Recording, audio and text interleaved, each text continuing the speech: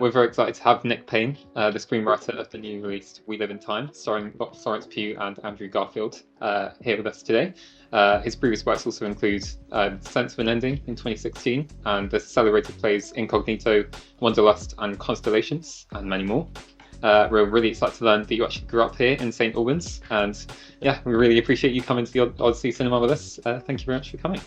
Pleasure. Thanks. Great. So we want to talk a bit about the film. I think firstly I wanted to talk about the kind of rarity of a film like this being in the cinema at all, as opposed to a streaming release. I think romantic comedies in particular as a genre is pretty rare to see being in the cinema, and especially as a British indie film. I wonder if you had a kind of sense of that when you were writing it, or when it was being in development, of maybe the importance of it as a cinema release as opposed to streaming. Do you think is that particularly post-pandemic, or do you think even before then it's tough? I think it was.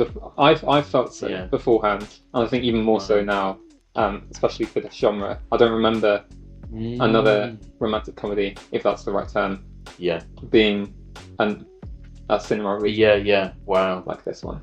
I think we were lucky that when it was an idea that was in development, and Studio Canal, who were the distributor here in the UK and then in various other territories, were already on board. And their model, thankfully, is cinema. They release in cinema. So there was never a question as to whether it would go straight to streaming or anything like that. It was always going to get a theatrical release. It was interesting. I mean, I was writing it during the pandemic. And so there was a lot of talk around that time of, are people going to go back to the cinema? What is even going to get people back to the cinema? What kind of films? And this was on the page. It was relatively small. It had a kind of structure that was maybe a bit tricky to grasp on the page. And I hope this isn't a spoiler. It was about someone who's terminally ill, which also tonally at that point in time seemed a bit strange. Or not, it didn't seem strange, sorry, I meant, I suppose it seemed like a risk in the kind of theatrical marketplace. But no, interestingly, no one ever questioned that it would be theatrically released. No one ever suggested it would be for streaming. I think we were lucky. We were lucky that John Crowley, director, came on, and then Andrew and Florence, and they came on very quickly. So I think that kind of reassured everyone. Oh, it's interesting. I don't know. On the page, again, I don't think it felt like a rom-com. I think the romance kind of grew through the shoot and then in the edit. Studio Canal and A24, who released it in North America, they were all really supportive of it being released in cinemas and were very clear about trying to give it as wide a release as possible. So yeah, I think we were lucky. I think I read that initially you were contacted to write a screenplay based on a novel. I was. You kind of veered away from that into this idea. How did that process kind of unfold? Did you start writing that script at all? I did, yeah. I was hired by Sunny March, who are the producers of We Live in Time, and Studio Canal at that point, I was hired to adapt a novel.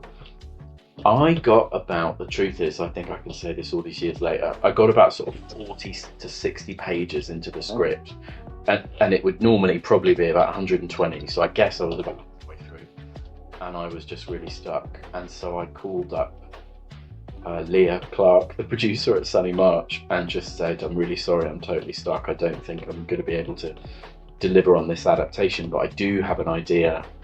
And it was a real kernel. It was 1 or 2 paragraphs. I sort of said, I do have an idea for an original film. I feel very bad about not completing this other job. Can I talk to you about this other idea?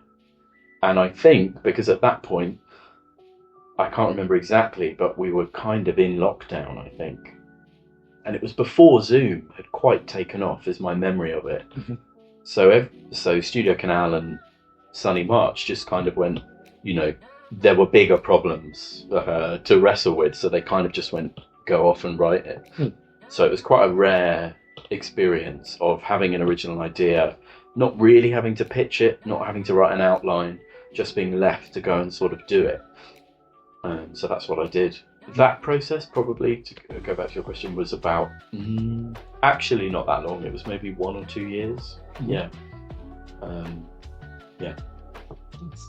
We talked a bit earlier about the comedy and the genre of it. I think it strikes a really interesting tone, and there's a real balance between the kind of the grief or the incoming grief that the audience is somewhat anticipating and somewhat hoping isn't going to manifest, but there is a real levity despite all of that throughout the film. I was wondering how you kind of approach striking that balance and how important it was for there to be a comedic element, even when writing about these important themes. Well, it's slightly just my tone, I suppose, or my sensibility, that came about through writing plays for a long time. It's also, in truth, just my experience of life, that it's probably at its funniest when it's really awful. And I think, it was partly the structure, in a way, I suppose, helped that, because I felt I didn't want it to be linear, because I suppose I didn't want it to be a tragedy, or for the character to be defined as a tragedy. And so once I kind of had decided to tell the story non-chronologically, it felt like, you could put really ridiculous things right up against the most tragic bits of the film. And it was more an instinct than in any... I couldn't say I had a great plan for that, other than sort of thematically wanting kind of life and death to literally be right next to each other, I guess. So, you end up with a birth in a petrol station that butts right up against the scene where she's being told by an oncologist that her, first round of chemo has been unsuccessful. And it felt like, I guess I wondered if you could make the viewer feel the kind of awful, bittersweet quality of that, rather than it being told chronologically, and that you feel the film only goes one way, that you feel you're watching a sort of a celebration of this person and the life she had with this other person. I don't know if that quite answers the question. No, I think it's very interesting the way time functions in the story as a non-linear story. We're kind of gliding through their lives backwards and forwards. And it's not even jumping back and forth. It doesn't feel like that. It feels like we're kind of something a lot subtler than that. Hopefully it feels like you're telling one story and it's always moving forward. I think. It's interesting. John, the director's talked about this in interviews, so I don't think I'm saying anything out of, what's the word, saying it, I'm not being critical. The script was obviously structured slightly differently, so there's a sort of sequence in the middle. Let me get this right. There's a sequence in the middle of the film where, after the first time Alma's had cancer and she goes into remission, there's a sort of effectively a kind of montage where they celebrate her being in remission, and then they try and conceive a child, having frozen their embryos before her treatment began. And that originally opened the film and it ended the film. So the film, sort of on the page, it was very deliberately trying to go, it's sort of not a film about death so much as how you live under the sort of spectre of death. And that the film began in a way where you didn't know what was happening, who these people were, what they were going through, and then you watched everything, their whole kind of life accumulate, and you were shown that sequence again, and it was kind of recontextualized, I suppose. I was wondering how you feel about the ending that we do have in the film, which is somewhat different, I suppose. And it imparts. There's definitely a similar meaning in there. I think. That we still have Alma being celebrated at the end, but there's more of a finality, I suppose. would have been in the ending expected. Yeah. Were you involved in the crafting of the new ending at all? And I mean, you're sort of involved to the extent that John is really wonderful and really collaborative, and so I would watch cuts and I would occasionally go into the edit. But in the end, as is true of all films, or most films, it is up to the director and his editor and the producing team as to how the final film is going to take shape. I saw the cut where they ended on eggs and they began the film with eggs, and I could completely see what they were doing and how they were joining those up. Yeah, and I think once John knew that was how he wanted to end the film, then of course he went back and he sort of realised he had an opening that could begin in that same way. No, and I think John's point was that once the character is dead within the action of the film, it's very difficult to kind of bring her back to life. From my point of view, it's odd because I'll never know. You never see the version of the film. I think there was a kind of early cut of the film that did adhere to that sort of the structure that was on the page, but I never saw it. So it's an odd thing. You just live with never quite knowing whether. And it's not that you wish it was the way you wrote it. It's that I'd just be so curious to see it, and then you know for sure, okay, it wouldn't have worked. But no, I think once they got to the end and they felt that they wanted to end with the kind of egg breaking, then I think in the edit it became very difficult for them to see the film ending any other way. They became really attached to that, and so then they sort of worked in reverse to orchestrate everything leading up to that. I think it does work, the ending that we do see. There's definitely I don't think it doesn't feel too overly grief-stricken. No. I think I really like the visual symbolism of her on the ice rink, and that's kind of our lasting image. Celebratory in a way that it definitely couldn't have been in a different kind of edit. So I think it definitely does accomplish that. I was wondering about the title. We kind of talked about it already. That it's we live in time rather than through time, or something like that. I was wondering how much you thought about that. It's a real when you think about it, it's very interesting and very layered. What are your thoughts? It used to be called something else, and then I can't remember at what point, but at some point somebody said, I'm not sure about the title, I think it needs another title. It's actually one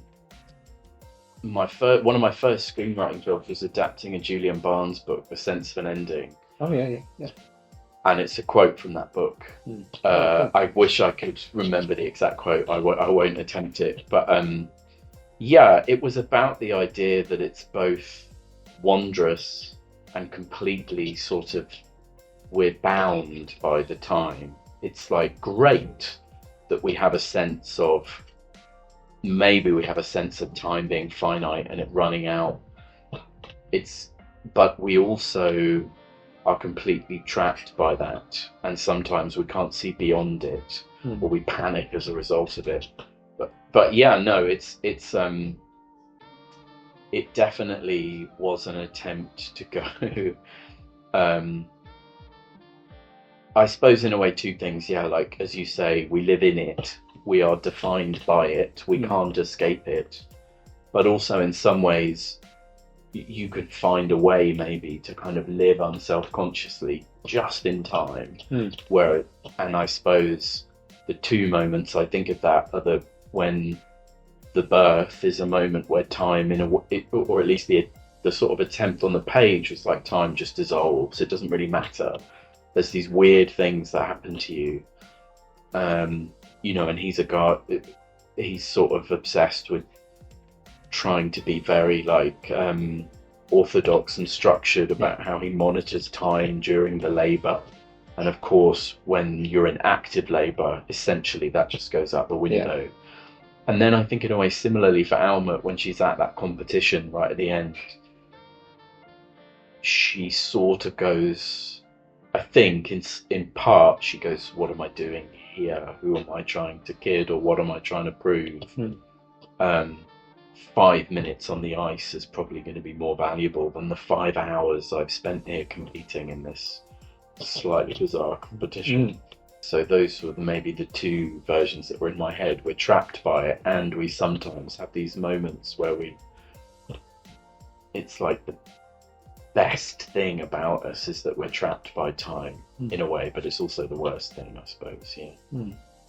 What kind of guide you to write about time and to write in non-linear or non-chronological ways? It kind of recurs in your work, in some of your plays as well.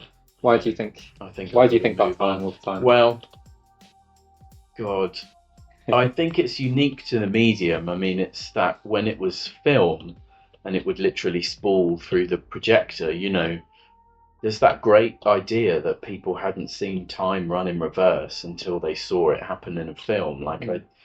The way film can sculpt or manipulate or play with time is completely unique to the medium. And I do, for some reason that I can't quite put my finger on, find that really fascinating. And I also think that you can get at something emotionally. You can make an audience feel it without explaining it or intellectualizing it by using the structure to deliver an idea. The form is the content. I also think at the time of writing this, as we were saying, it was like, how do you make a relatively small or intimate film feel cinematic? And I suppose I felt like, what's going to get people out of their homes?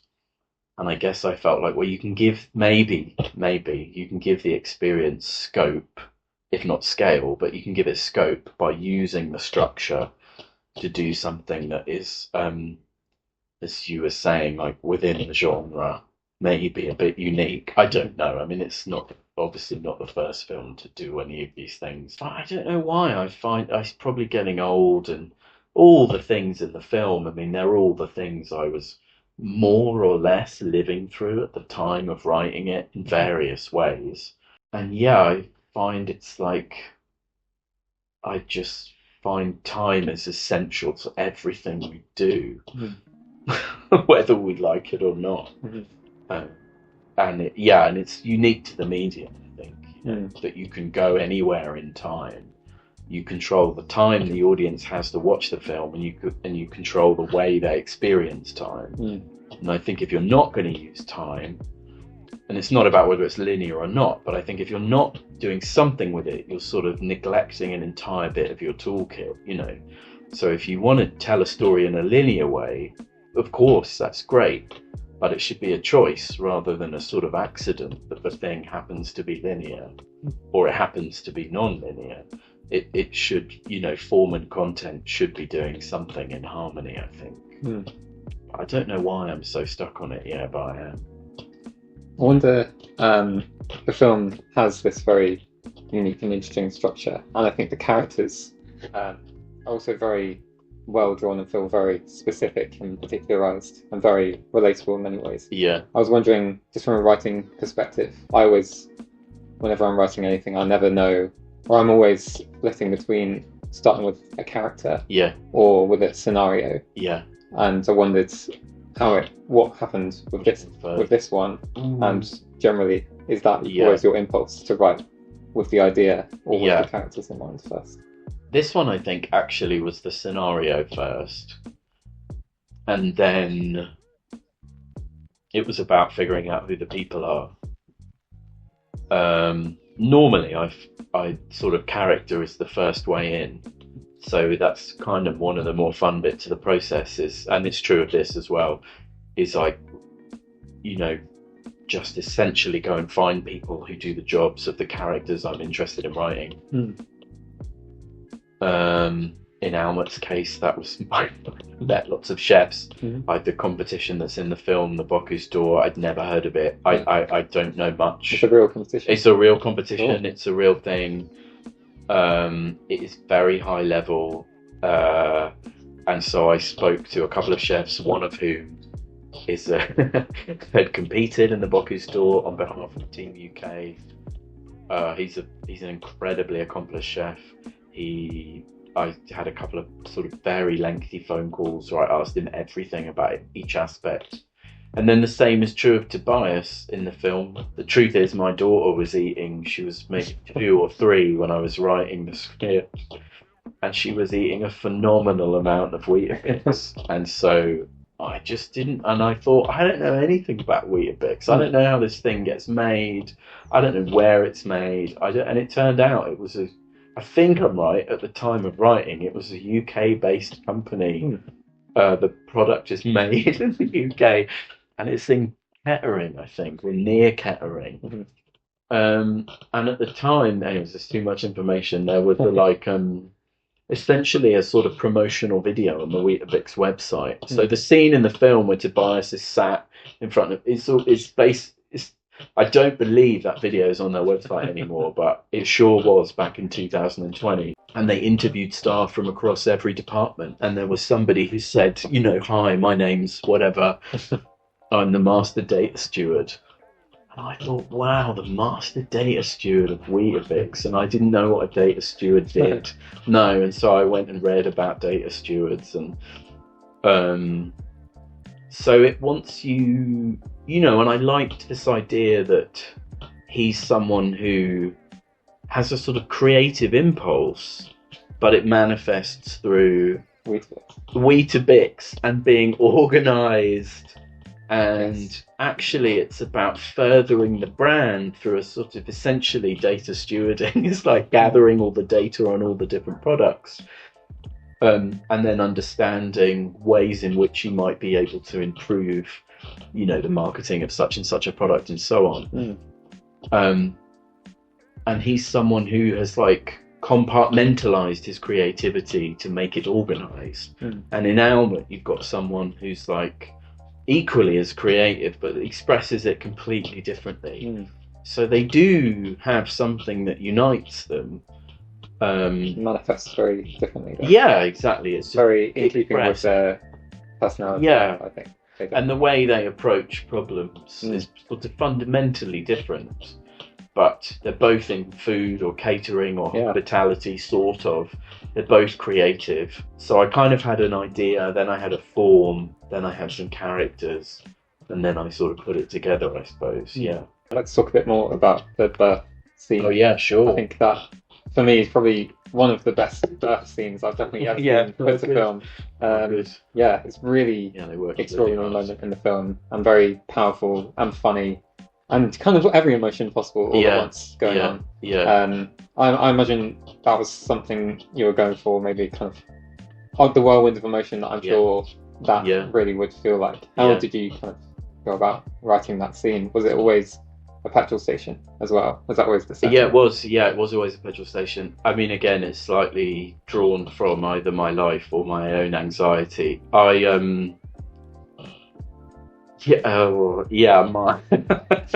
My first daughter was going to be born at King's Hospital, Denmark Hill, sort of southeast London, and we were told that the sort of maternity ward is quite oversubscribed, and so on the day you might get told that they're full and you've got to go to Croydon, which is like a longer drive, and I was just very worried about that, and so I basically did a kind of recce to Croydon. I'm probably revealing my sort of inner Tobias or something, to go and figure out how long's the drive, how long would it take us to get there. And I was driving down the road and there was a great big petrol station, and I just had a kind of nightmare vision that we were going to end up stuck in traffic at a petrol station. And a relative of mine was born on New Year's Eve, and his parents were stuck in traffic, because in London, obviously, they close lots of roads for the fireworks and stuff. And then the final piece was, it's sort of, I'm like collecting a real story. I collect my own neuroses. And then years and years ago, The Guardian did a series of 999 transcripts in print.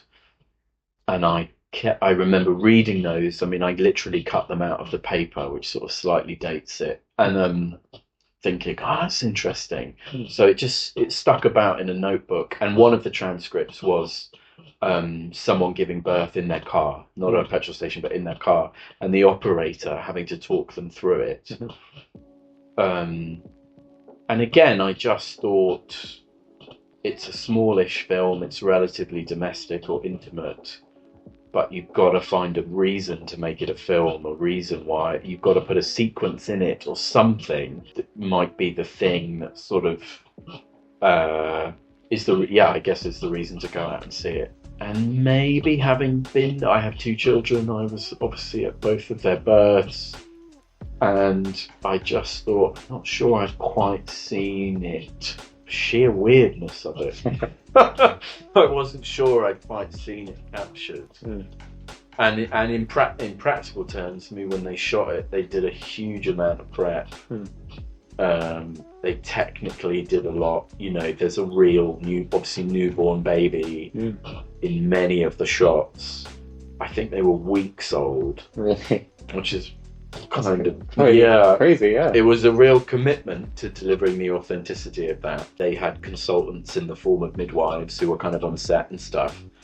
I mean, I dare say, I don't know if this is too much information, but even the fact that Florence's character is on all fours is like, in my experience, more has a kind of verisimilitude that often is not there in birth scenes.